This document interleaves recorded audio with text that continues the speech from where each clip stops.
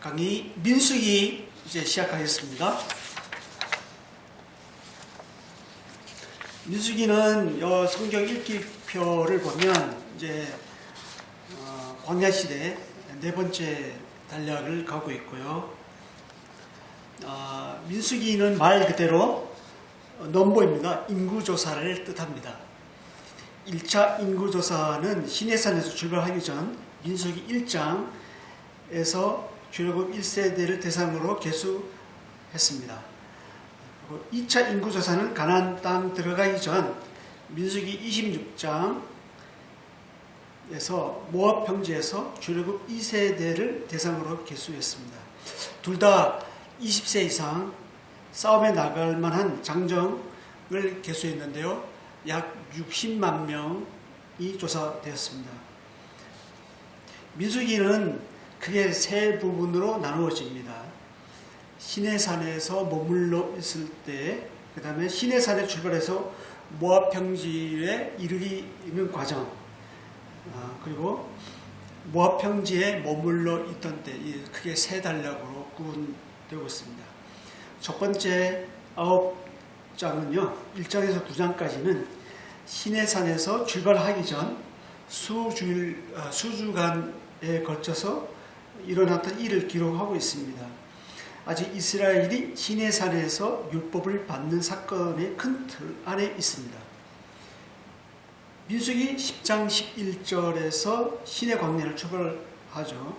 그리고 13장에서는 이스라엘이 가나안 땅의 남쪽 경계 지역인 가데스 바네아에 도착합니다. 여기서 아주 큰 일대 큰 변화가 일어나죠. 즉 악평한 정탐군의 보고를 들은 백성들이 낙담하며 원망을 합니다. 더 이상 하나님의 도우심을 신뢰하지 않습니다. 그들이. 그로 인해서 이스라엘은 출애굽 1세대가 광야에서 다 죽기까지 광야에서 지내야만 했습니다.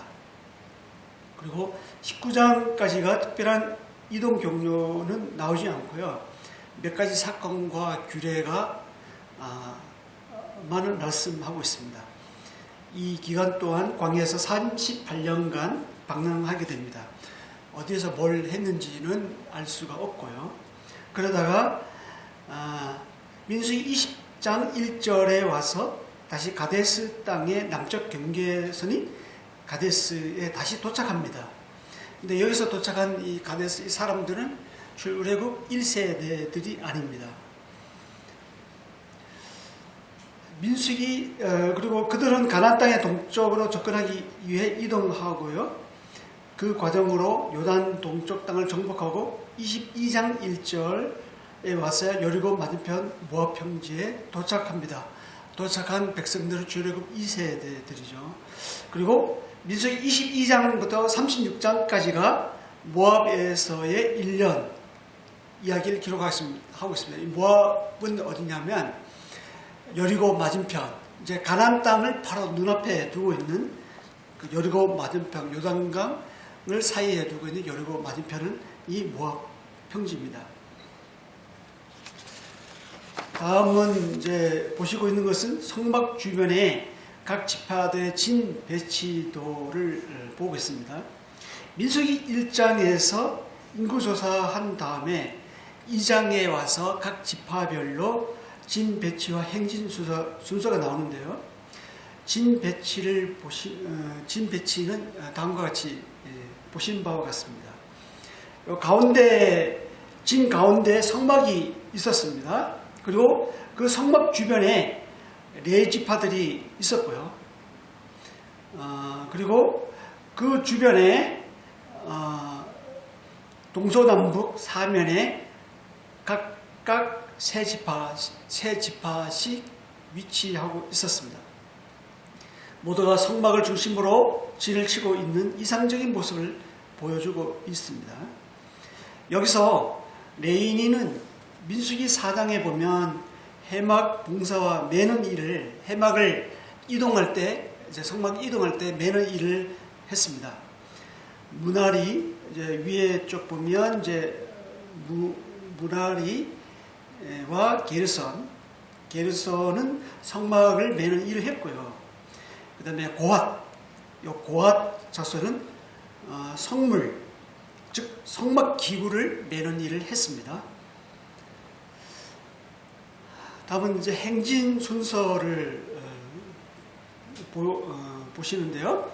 행진 순서는 두 가지 안이 있습니다. 보시는 바와 같이 1안과 2안이 있는데요. 1안의 경우는 광야에서 옆으로 펼쳐서 이동했습니다. 근데 이게 이동하기가 쉽지 않았을 것 같아요. 그래서 2안으로 움직이지 않았을까 생각합니다. 왜냐하면 이 장정만 60만인데 어린아이와 이 가족들을 계수하면 거의 200만, 300만 이게 넘기 때문에 그 많은 사람들이 옆으로 펼쳐서 이동하기가 쉽지 않았겠죠. 그래서 이 안으로 움직이지 않았을까 생각합니다. 민수기 10장 1절에서 10절을 보면 은나팔 둘이 나오는데요. 이스라엘 사람들에게 은나팔을 불 때는 세 가지가 있습니다. 그것은 해중을 소집할 때 은나팔을 불렀고요. 그 다음에 진이 움직일 때 은나팔을 불렀습니다. 그리고 전쟁에 나갈 때 은나팔을 불렀는데 이 은나팔은 제사장들이 불렀습니다. 한번 생각해 보십시오. 많은 거의 200만, 300만 되는 많은 해중들이 있는데 요즘 같은 경우에는 뭐 스마트폰, 카톡도 없고 그 다음에 마이크 시설도 없는데 어떻게 이 사람들을 일사불란하게 이동했겠습니까? 그는 은나팔을 이용해서 신호를 주었던 것이죠. 그리고 지파별로 이들이 진치고 이동할 수 있었던 것은 무엇 때문이었을까요? 그것은 아까도 봤지만 가운데 성막이 중심이 되었기 때문입니다. 이것은 우리의 삶에서도 마찬가지입니다. 우리의 삶에서도 우리의 삶의 중심이, 우리 교회의 중심이, 성도의 중심이, 가정의 중심이 이렇게 말씀 우선의 삶, 예배 중심의 삶이 있어야 된다는 것을 여기서 가르쳐 주고 있습니다. 다음은 시내에서 가데스까지 여정을 한번 보시겠습니다. 이제 민수기 10장에서 이스라엘 자손들이 이제 텐트를 걷습니다. 10장 11절 텐트를 걷고 시내 광야에서 출발해서 바란 광야로 이동을 합니다. 근데 다베라의 정확한 위치는 알 수 없지만 이곳에 도착했을 때 사람들이 원망하게 되죠. 그래서 여호와의 불은 그들 중에 내려 진 끝에 사릅니다. 그리고 백성들이 또 다시 기브롯 핫다아와랑 불린 곳으로 이제 이동하게 되고요. 또 이곳에서도 원망하고 탐욕을 품습니다. 여기서 하나님께서 만나와 메추라기를 내려주십니다. 그리고 여기서 이제 이동해서 민수기 12장 16절에 보면 백성이 하세롯을 떠나서 바란 광야가 위치한 가데스바냐에 진을 칩니다. 이 가데스바냐는 팔레스타인 이스라엘 땅의 최남쪽 아래쪽에 위치해 있죠. 조만 가면 가나안 땅입니다.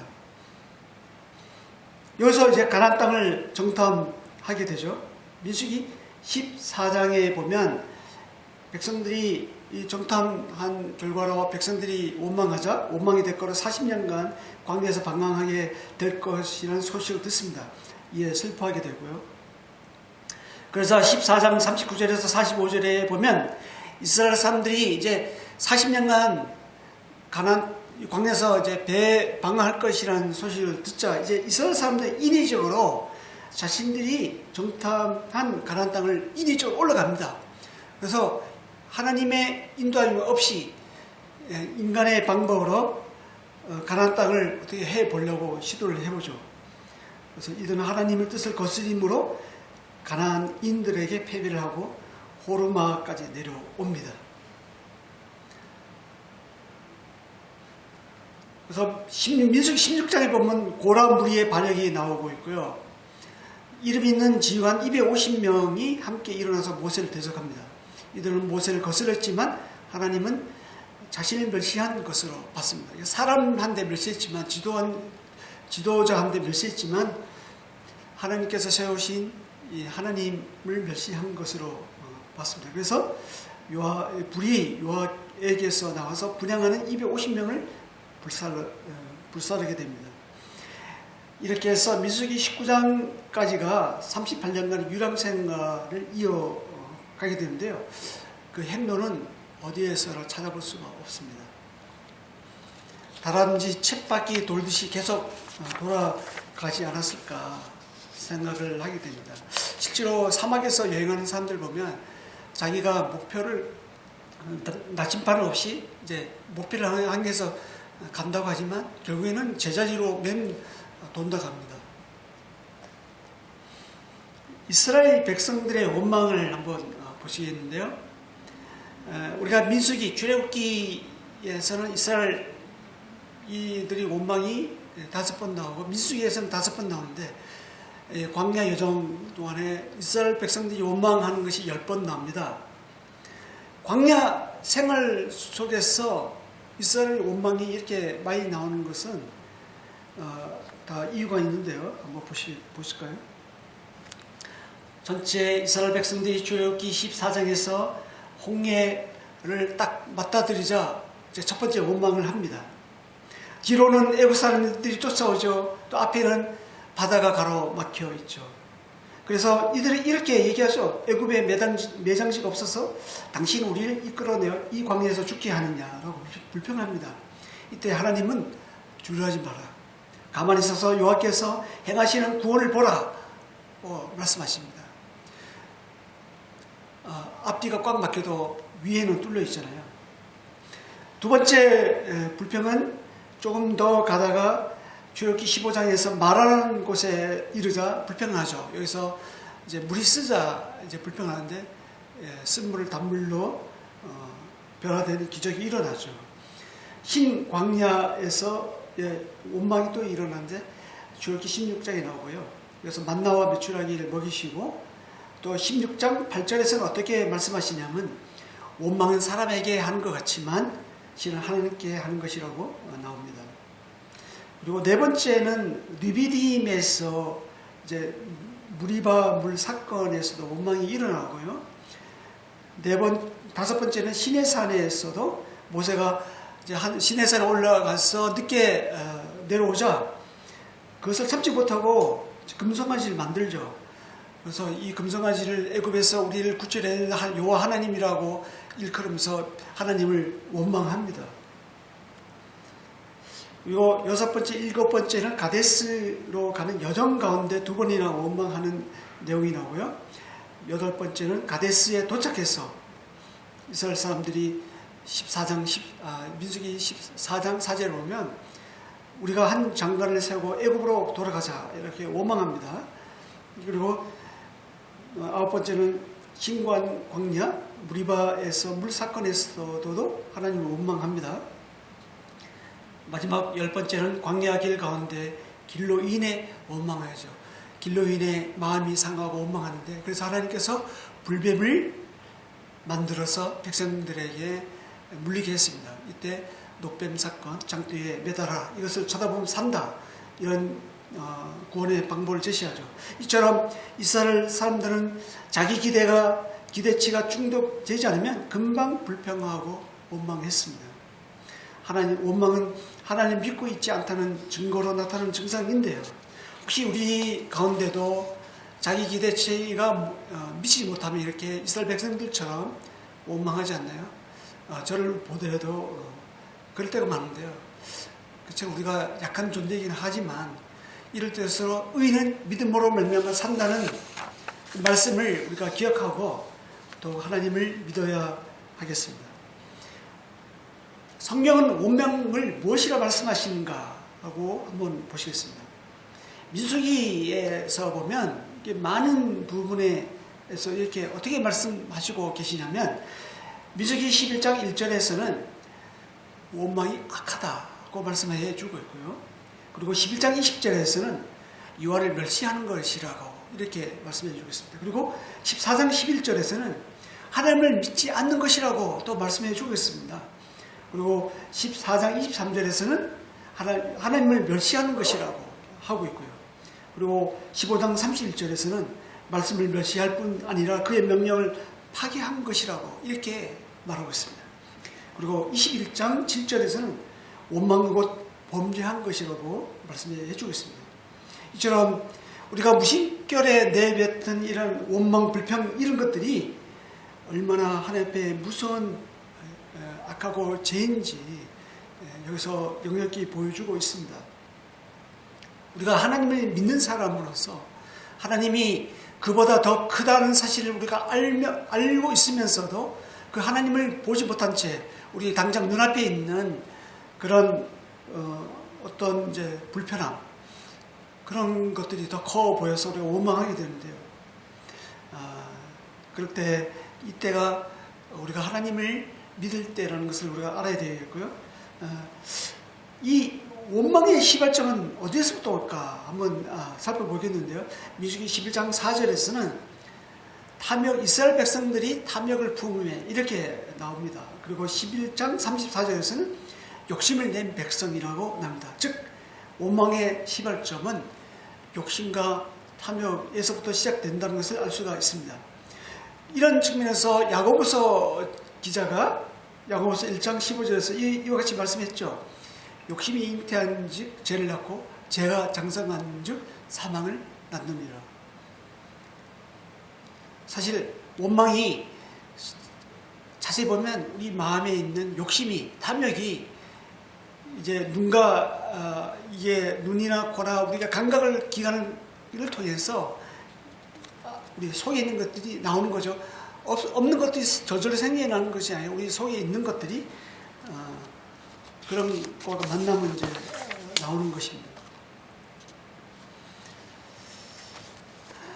그리고 이제 그 이스라엘 백성들을 원망하게 하고 그들을 감담을 높게 만들었던 거인족 아낙작소 여기에 대해서 한번 살펴보겠는데요.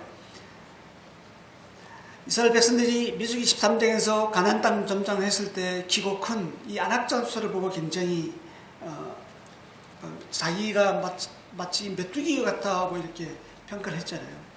이 아낙작소, 이 홍수 이전은 굉장히 컸습니다. 창세기 6장 4절에 보면 네피림이라고 나오는데요. 그들은 용사였다고 나옵니다. 고아 발굴 자료에 의하면 홍수 이전 네피림은 약 9m가 됩니다. 실제로 그 인고를 보면 굉장히 큰 것을 볼 수 있는데요. 그 사진을 여기서는 이제 없는데 제가 사진 보니까 굉장히 크더라고요. 노아 홍수 이전에는 사람이나 동물이나 굉장히 컸죠. 왜냐하면 이때 공룡이 살았으니까요. 공룡이 컸듯이 거기에 못지게 사람도 굉장히 컸습니다. 두 번째로 홍수 이후에는 어떻게 달라졌을까? 좀 달라집니다. 이때는 홍수 이후에는 수명도 짧아지고 신장도 작아지죠. 그럼에도 불구하고 르바임 족속은 4.5m 정도 됐습니다. 가나안 땅 정탐군들이 봤던 것이 바로 이 네피림 후손이 아낙 자손의 거의 4.5m 되는 거인 아낙 자손을 보았던 거예요. 그래서 민수기 13장 33절을 보면 우리는 스스로 보기에 메뚜기 같으니 그들이 보기에도 그와 같을 것이니라고 나오고 있고요. 그리고 이게 2장 10절에 보면 그들은 키가 컸다고 나오고 있습니다. 그리고 3장 11절에 보면 르바임 족속의 침상은 철침상이라고 나오는데 그 길이가 9규빗, 약 4.5m, 그리고 세로가 2m 정도가 됐으니까 얼마나 컸다는 것을 짐작할 수가 있습니다. 그리고 골리앗 길은 어떻게 됐을까 하면 사무엘상 17장 4절에 의하면 6규빗 한 뼘이라고 나오는데 이것이 약 3m 정도 됩니다. 골리앗의 키가 저보다 거의 2배가 됐으니까 엄청 컸죠. 이처럼 아낙작손들의 거인들은 이보다 컸죠. 굉장히 컸습니다. 서구인들의 일반 키가 180 정도 됐으니까 정탐꾼들이 이런 키 큰 이 거인들을 봤을 때 정말 간담이 높고 원망할 만도 하죠. 그런데 가나안 정탐의 결과로 이제 1세대, 2세대들의 운명이 달리하게 되는데요. 민수기 13장에 보면 어떻게 보면 민수기 13장이 큰 전환점과 같은 장입니다. 갈렙과 여호수아를 제외한 10 정탐 그는 가나안 땅을 압평하는 보고를 하게 되죠. 사실 그들이 본 것은 거짓이 아니었어요. 사실이었습니다. 그들은 객관적이고 사실적이고 과학적이었습니다. 그런데 무엇이 문제였을까요? 그들은 하나님에 대한 믿음이 빠졌던 거예요. 그들이 본 것은 맞아요. 제대로 봤어요. 그런데 거인종 아낙 자손만 보았지 그들보다 더 크고 강한 그 뒤에 계신 하나님을 보지 못했습니다. 가데스 바네아의 사건은 하나님의 약속을 바라는 사람들이 현실만 바라보았을 때 오는 실패가 어떤지를 우리에게 역력히 보여주고 있습니다. 오늘날 사는 우리에게도 마찬가지입니다. 가나안 족속의 반응은 또 그 결과는 어땠습니까? 이스라엘 사람들이 본 가나안 사람들, 그 거인 가나안 사람들을 봤을 때 이스라엘 사람들이는 굉장히 간담이 높고 불평했는데 그러면 그들이 이스라엘 사람들을 어떻게 봤어요? 키 작은, 자기보다 2배 이상 작은 그런 메뚜기 같은 이스라엘 사람들에 대해서 어떻게 반응을 했을까? 한번 볼까요? 재밌는데요? 이스라엘 백성들의 반응과 달리 그들의 반응은 전혀 다르게 나타났습니다. 여기 보면 여호수아 2장 9절에서 11절을 보면 그리고 여호수아 5장 1절, 여호수아 9장 24절, 여호수아 10장 2절 이런 말씀들을 보면요. 진짜 그들은 하나님이 두려워서 간담이 녹았습니다. 그리고 정신을 잃었습니다. 이스라엘 백성들 때문에 죽을까 더 두려웠습니다. 근데 재미있잖아요. 이스라엘 사람들이 거인족 가난한 사람들을 보고 굉장히 두려워하고 죽을까 두려워했는데 진짜 그들이 이스라엘 사람들을 볼 때 그렇게 봤던 거죠. 이스라엘 사람들보다 더 두려워했습니다. 그들이 봤던 것은 메뚜기 같은 이스라엘 백성들이 아니라 이스라엘 백성과 함께 하시는 하나님을 봤던 거예요. 그들이 제대로 본 것입니다. 정말 하나님은 우리 눈에 보이지 않지만 믿음의 눈으로 보냐 안 보냐 그 차이가 이렇게 크다는 것을 알 수가 있습니다. 결국 아낙 자손은 여호수아 11장 22절 보니까 하나도 남지 아니하고 진멸되었다고 나옵니다. 여호수아서 14장에서는 갈렙은 아낙 사람이 거주했던 헤브론 지역을 차지하게 되는데요. 이스라엘 사람들이 그 불평을 받던 그 지역을 이 갈렙이 차지합니다. 가나안 땅을 점령했던 10명과 백성의 반응과는 전혀 다른 결과를 가져왔는데요. 결국 믿음대로 되었죠. 무엇을 알 수 있습니까? 두 가지를 알 수 있는데 하나님의 계획은 인간의 반응과 관계없이 이루어진다는 것입니다. 그런데 그것은 누굴 통해서 이루어지냐면 믿는 사람을 통해서 이루어진다는 것입니다. 우리가 누구입니까? 하나님을 믿는 사람들입니다. 오직 의인은 믿음으로 말미암아 산다는 것을 우리가 민수기 읽으면서 캐치할 수 있다면 제대로 잘 읽게 되는 것이 되겠죠.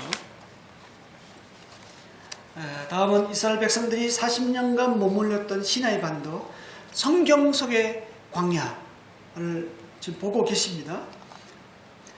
여기 보면 왼쪽 오른쪽 이제 사진을 보시면 보고 계시고 광야와 사막의 차이를 아십니까? 사막은 비가 내리지 않는 곳입니다. 그래서 나무가 자랄 수가 없어요. 반면 광야는 비가 내리긴 합니다. 근데 금방 내리지만 금방 증발해 버리기 때문에 금방 흘러 내려가는 지역을 말합니다. 그래서 사막과 달리 광야는 물을 머금을 수 있기 때문에 드물지만 나무나 풀이 조금씩 자랍니다. 그래서 물이 없어서 광야가 된 것입니다. 근데 시나이 반도에는 이런 광야가 성경 속에 5곳이 나오는데요. 지금 보고 계시는 수르 광야, 그 다음에 신 광야, 그 다음에 바란 광야, 그 다음에 같은 이름의 신. 우리가 이게 히브리어로 신 이게 발음이 잘 뭐 똑같이 발음 들리긴 한데 좀 이제 다른 신 광야, 신의 광야 이렇게 5가지가 나오고 있고요. 이 광야는 가나안 땅을 가기 위해서는 반드시 통과해야 하는 장소입니다. 이스라엘의 기대는 그들은 출애굽하자마자 이 광야를 거치지 않고 바로 가나안 땅에 가기를 원했습니다. 그리고 들어갈 것이라고 생각했습니다. 근데 하나님은 광야로 인도하셨습니다. 왜 그럴까요? (40년간) 광야를 걷게 하신 이유가 바로 신명기 8장 2절에서 4절에 나오는데요. 광야가 우리에게 주는 유익은 무엇일까요? 즉 신명기 8장 3절에 보면 사람이 떡으로만 살 것이 아니요 여호와 입에서 나오는 모든 말씀으로 사는 줄 내가 알게 하려 하기 때문입니다. 즉 여호와의 입에서 나오는 모든 말씀으로 살기 위해서입니다. 히브리어로 광야의 뜻은 미드바라입니다. 미드바라. 미는 프롬이라는 뜻이고 다바라는 말씀이라는 뜻입니다. 즉 광야는 말씀이 나오는 곳입니다. 또한 하나님의 임재가 있는 지성소도 이제 그 히브리어는 드비르라고 나오는데요. 광야, 말씀, 지성소 이 세 단어가 모두 DVR 다바르 그 다음에 드비르 이런 DVR로 시작되는 자음을 공통 어근으로 갖고 있습니다. 사용하고 있는데요. 즉 광야는 하나님의 임재가 있는 지성소와 같은 곳이고 하나님의 말씀이 나오는 곳입니다. 우리 인생 우리가 살아가면서도 광야 이 세상을 광야라 하고 있고 우리가 누구나 이 광야 같은 과정을 걷기도 합니다. 근데 우리가 그 광야를 만날 때 우리는 열악하기 때문에 본능적으로 불평하고 원망을 하게 되는데 사실 그곳에서 하나님 말씀이 나오고 그곳에서 하나님의 임재가 있다는 사실을 우리가 기억하면 좋겠습니다. 고대 이스라엘 사람들은 광야하면 하나님 말씀을 듣는 곳으로 알았습니다. 모세가 그랬죠. 그 다음에 엘리야가 그랬죠. 엘리야가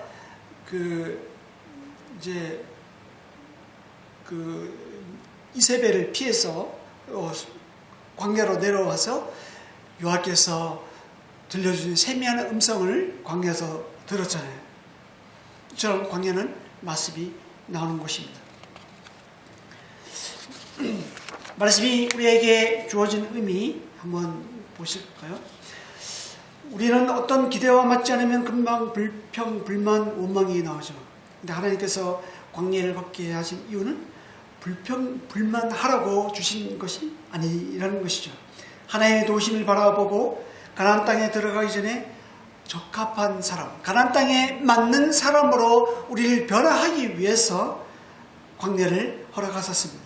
무엇을 광야에서 우리가 그러면 무엇을 해야 될까요? 이 광야에서 하나님께 주신 것이 뭐냐면 여호와의 율법, 그 다음에 그 말씀을 주신 거죠. 말씀을 통해서 우리가 다듬어지고 말씀을 통해서 우리가 거룩으로 변화되고 이 광야에서 이런 과정이 필요한 것입니다.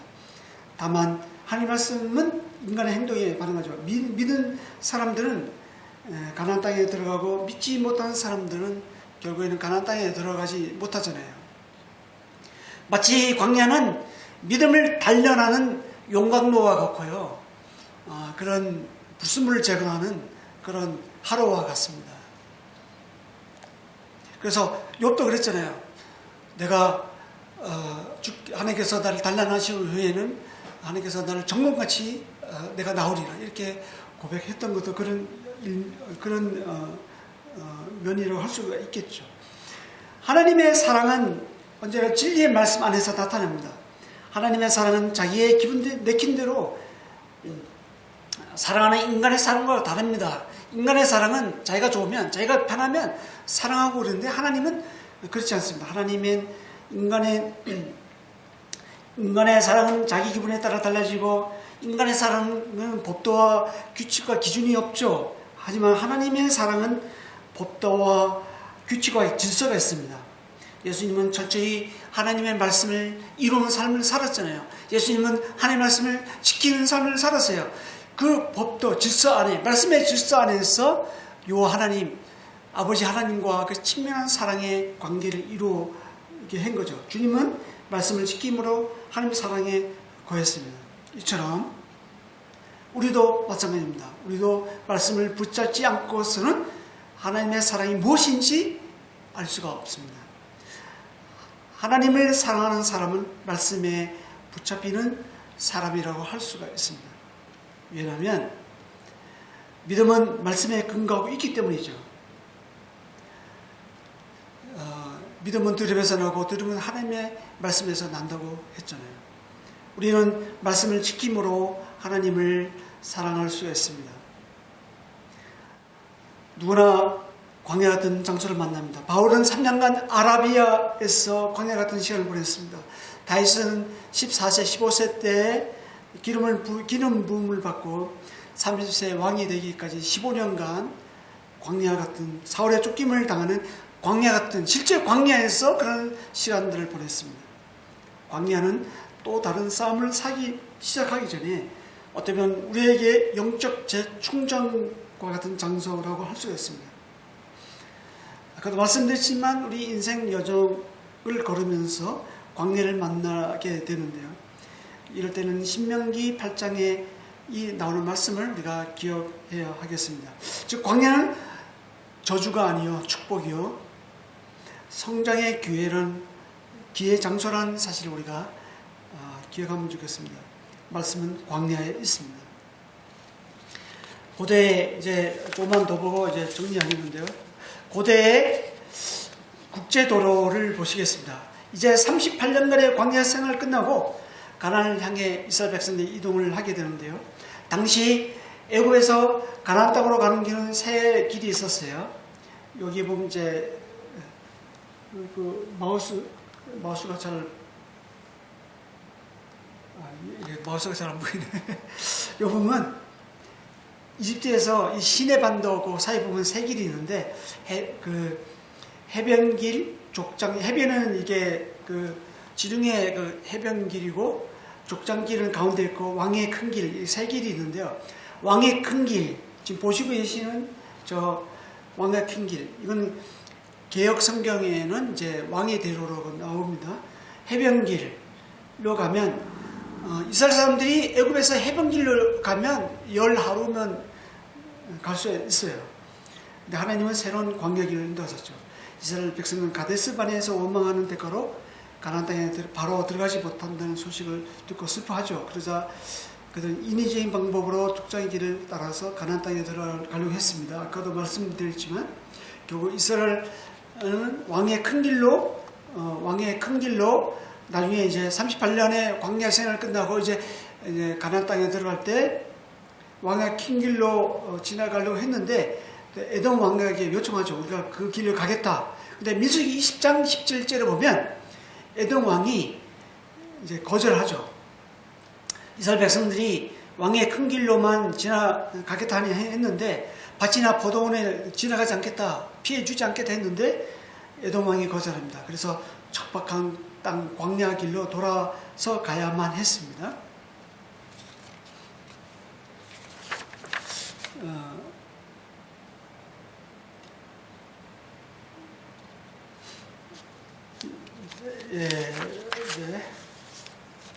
가데스에서 모압 평지까지 가는 여정인데요. 민수기 21장에 보면 이스라엘이 하나님의 명령을 어겨 북직하다가 이제 아람 왕이 그 중에 몇 사람을 사로잡죠. 이에 이스라엘이 기도하자 하나님은 들으시고 아람 성읍을 다 멸했습니다. 그 후에 민수기 21장 10절에 보면 모압 땅에 이르기까지 여정이 나옵니다. 여러 지명이 나오는데요. 위치는 정확히 우리가 알 수가 없고 다만 추정할 뿐입니다. 여기서 보면 지금 보시는 것 같이, 여러분이 보시는 바와 같이 에돔을 우회해서 우회하고, 그러기 위해서는 에시온게벨, 그 홍해 제 밑에 에시온게벨 내려와서 에돔 오른쪽으로 돌아서 가야만 했습니다. 가는 그 중에 세례 시내, 왼쪽 이제 사진에 보면 세례 시내를 몇 개 통과해야 돼요.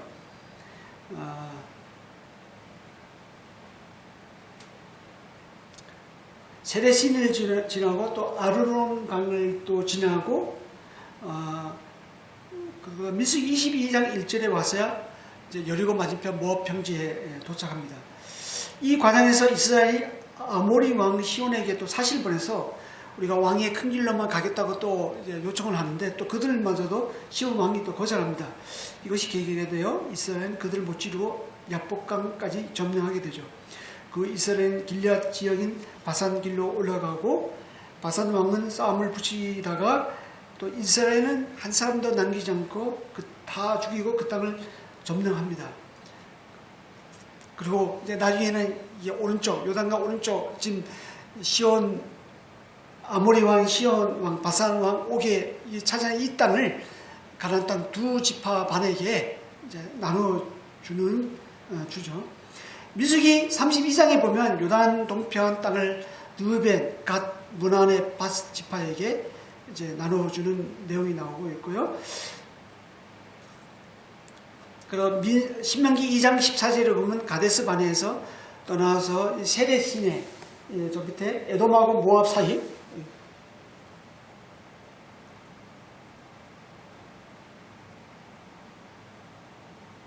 어디서 이게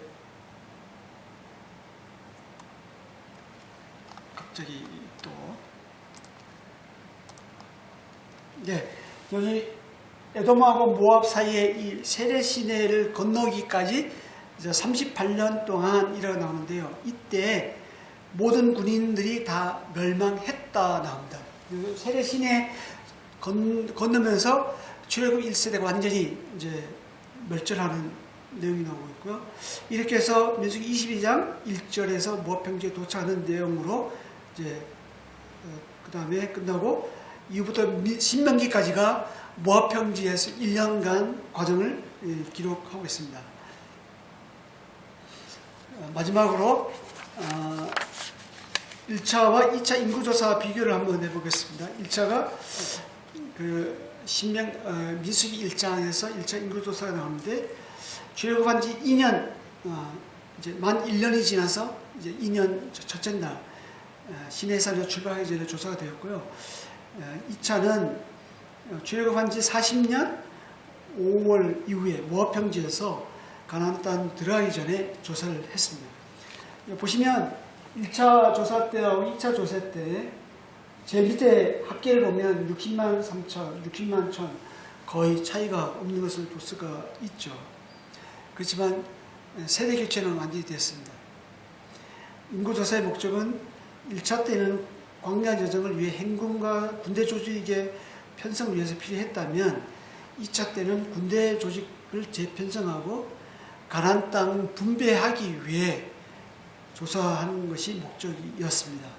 이렇게 해서 민수기를 살펴보았는데요. 좀 전에 제가 설명해 드렸던 이런 키워드, 원망, 불평, 그 다음에 광야에서 무엇이 나오는지 또 이런 것을 보면서 우리가 민수기에서 광야를 허락하신 하나님, 광야를 그 여정을 내 인생에 허락하신 그 하나님의 그 오묘하신 그런 섭리를 우리가 이해하면 좋겠습니다. 감사합니다. 여기까지입니다.